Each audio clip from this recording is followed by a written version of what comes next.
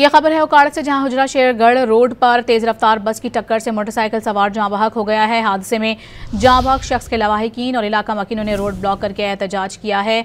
इस दौरान मुश्तइल मुजाहिरीन ने बस को आग भी लगा दी है। इसी बारे में मज़ीद तफसीलात हासिल करेंगे। अपने नुमाइंदे अतीक साजिद हमारे साथ मौजूद हैं। अतीक, बताइएगा क्या सूरत हाल देख रहे हैं? जी बिल्कुल, ये हादसा जो है वो शेरगढ़ हुजरा रोड पर जो है वो हुआ है, जिसमें जो है वो एक तेज रफ्तार बस ने साइकिल सवार को कुचल डाला था। मोटरसाइकिल सवार मौका पर ही जाँ बहक हो गया था। इलाका मकीनों और बाकी इलाका के लोग जो वहां पर इकट्ठे हो गए, जबकि जो ड्राइवर जो बस का था वो फरार हो गया था और इलाका मकीनों ने वो बस को आग लगा दी, जिससे जो बस मुकम्मल तौर पर जो है वो जलकर खाकसर हो गई। और इस मौके पर जो मुतलका थाना की पुलिस जो मौका पर पहुंच गई है और ड्राइवर की तलाश शुरू कर दी है। जी बहुत शुक्रिया अतीक आपका।